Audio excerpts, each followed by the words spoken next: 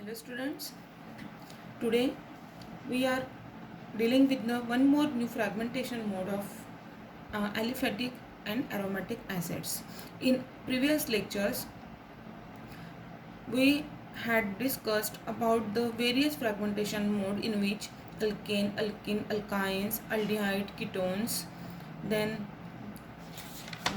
aldehyde, ketones, etc., amines, amides. So now in this lecture we have discussed the fragmentation of, first of all we will see the fragmentation of aliphatic acids. Okay, now there are some important features of the aliphatic or the aromatic acids. Number one, the molecular ion peak in aliphatic acids is less intense as compared to that of the aromatic acid.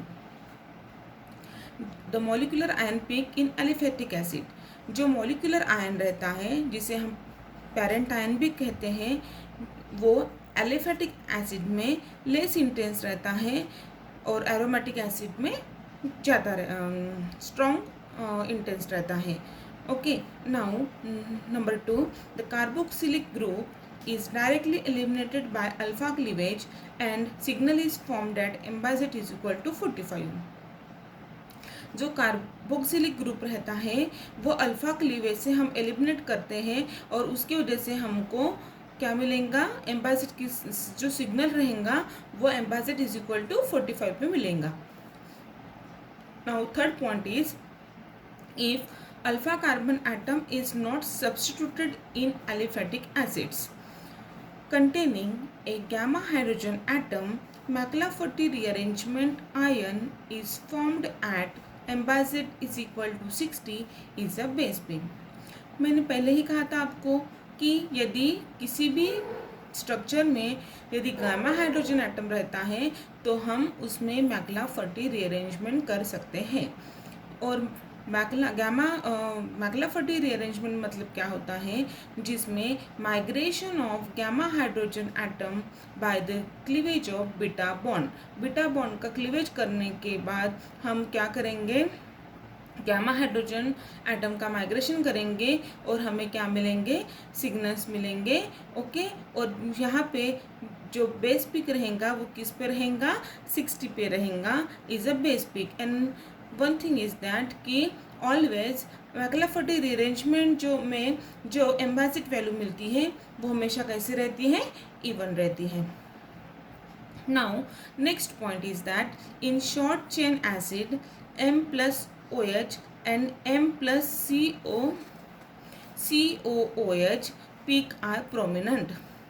यदि जहाँ पे short chain रहती है तो acid बोलेंगे तो क्या रहेगा, उसमें COOH रहेगा. तो शॉर्ट चेन में क्या रहेगा, M मतलब मॉलिकुलर आयन को अटैच OH और मॉलिकुलर आयन को अटैच COH ग्रुप रहेंगे.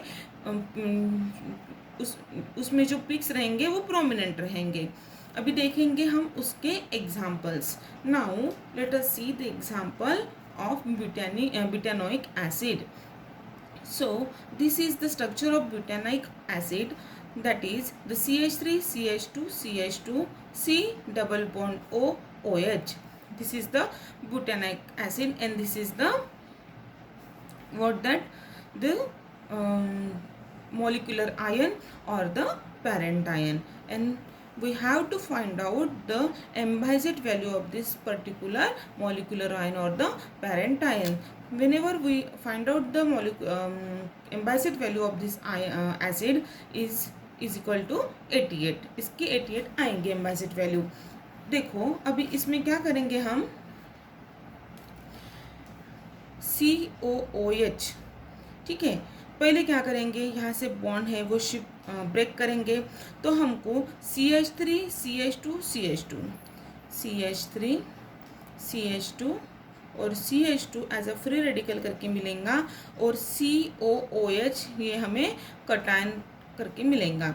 जो कार्बोक्सिलिक का जो COOH है वो मॉलिकुलर आयन से रिमूव हो जाएगा. मीन्स यहाँ पे ऊपर जो हमने बोला था कि M+COOH मतलब मॉलिकुलर आयन में से क्या रिमूव हो रहा है, COOH. ओके, सो यहाँ में इस स्ट्रक्चर में से हम CH3 CH2 CH2 ये फ्री रेडिकल करके निकाल रहे हैं, तो COOH हमें क्या मिलेगा, कटायन मिलेगा, और हम इसकी एम्बाइसेट वैल्यू फाइंड आउट करेंगे. M by Z is equal to 45. देखो कार्बन कितना है 1, that is 12. Then oxygen is 2, that is 16 into 2 32, and hydrogen is 1, that is 1. 4 5 and 3 plus 1 4, that is 45. This is the implicit value of the COOH cation. Now let us see the another fragmentation. Okay, means another fragment ion और another fragment pick हम निकाल रहे हैं. उसमें देखो यहाँ से क्या कर रहे हैं, सी ये मॉलिक्यूलर आयन है, ठीक है. उसमें से हमने अभी क्या निकाला था, CH3 CH2 CH2 निकाला था, वो हमको COOH ऐसा कैटायन मिला था. अभी हम क्या करेंगे, COOH निकालेंगे, मतलब ये निकालेंगे तो हमें क्या मिलेगा, CH3 CH2 CH2. Okay, so for that हम रिमूव कर रहे हैं COOH, तो हमें क्या मिल रहा है, CH2 CH कटायन CH3. हम इस फॉर्म में लिख सकते हैं इसको, और इसकी एम्बाइसेट वैल्यू यदि फाइंड आउट करेंगे तो वो कितनी आएंगी, 43 आएंगी. Now we will try to prepare one another fragment ion, that is we remove MOH. Means देखो अभी हमने COOH रिमूव किया था, फिर बाद में M से COOH रिमूव किया था, फिर CH3 CH2 CH2 रिमूव किया था. अब हम क्या करेंगे, M में से OH, ठीक है. तो ये स्ट्रक्चर में से हम OH निकाल रहे हैं, तो क्या होगा, देखो CH3 CH2 CH2 C, ठीक है. और ये जो है क्या है, OH निकाल रहे हैं, तो ये बॉन्ड है ना वो यहाँ पे शिफ्ट हो जाएगा, ये बॉन्ड है वो यहाँ पे शिफ्ट हो जाएगा. Means double bond is getting converted into the triple bond. So whenever we will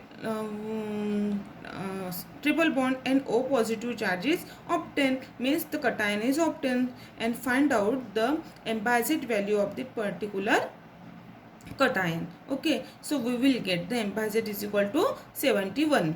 Now देखो अभी इसमें हम मैक्लाफर्टी रीअरेंजमेंट भी कर सकते हैं, क्योंकि इसमें गैमा हाइड्रोजन है, alpha beta and gamma. So हम इस फॉर्म में लिखेंगे structure, C double bond O OH CH2 CH2 and CH3 can be write as CH2 C and H. यहाँ पे ये बॉन्ड यहाँ पे शिफ्ट करेंगे, ये बॉन्ड यहाँ पे शिफ्ट करेंगे, यहाँ पे शिफ्ट करेंगे, मतलब ये यहाँ पे आ जाएगा. इसमें MR लिखेंगे, और ये क्या है, मॉलिक्यूलर आयन, और इसे हम पेरेंट आयन भी कर सकते हैं, कह सकते हैं. तो ये शिफ्टिंग हो जाने के बाद क्या हुआ, ये बॉन्ड यहाँ पे शिफ्ट हुआ, मतलब यहाँ पे डबल बॉन्ड आया, ठीक है. ये यहाँ से शिफ्ट हुआ, मतलब ये यहाँ से ब्रेक हो गया, और हमें क्या मिला है, देखो हमें मिला है CH2 double bond CH2 as a free radical. So और ये बॉन्ड यहाँ पे, मतलब यहाँ पे O ही था, तो ये बॉन्ड यहाँ पे आए, तो यहाँ पे क्या होगा, OH. So in this way we can fragment the molecular ion into daughter ion by the McLafferty rearrangement. And now find out the Embazit value of this particular cation. So we will get the 60 Embazit value. This is the base peak in the acid, aliphatic acid, and this is the MR ion. Whenever the product is obtained during the McLafferty rearrangement is also called as the MR ion. Okay, now this is the simple way of the fragmentation of the aliphatic acid. Let us see the spectrum of the acids. Okay,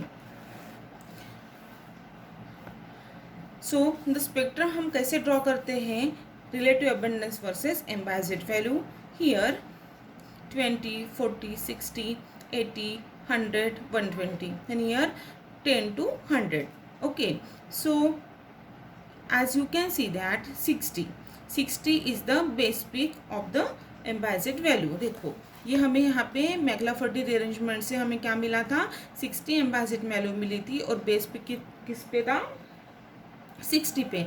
तो 60 base pick मतलब base pick किसे कहते हैं, जिसका relative abundance जो कितना रहता है वो 100 रहता है। सो यहाँ पे हम क्या करेंगे, ऐसे ड्रॉ करेंगे और यहाँ पे लिखेंगे, हमेशा यहाँ पे आपको लिखना है एम्बाइजेट इज इक्वल टू 60 MrIn, और आप ऐसे भी लिख सकते हैं CH2 डबल बॉन्ड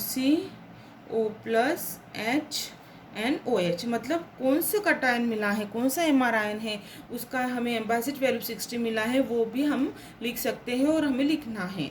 ठीक है, now this is the base peak, और one another peak is obtain at the m by z is equal to 71। Okay, 71 यहाँ पे मिला है हमको, एक हमें 45 पे मिला है। In this way we can draw the various peaks in the mass spectrum against the Embagit value against the relative abundance. This is the simple way of the fragmentation and the spectrum of the aliphatic acid. Now there is one question, that is, this is for your homework. Write various fragmentation of pentanoic acid. Pentanoic acid से आपको pentanoic acid के साथ आपको fragmentation करना है, जैसे हमने previous में ब्यूटानोइक एसिड के साथ किया था, और फिर आपको क्या करना है, उसका स्पेक्ट्रम ड्रॉ करना है। नाउ स्पेक्ट्रम ड्रॉ करना है। Okay, thank you.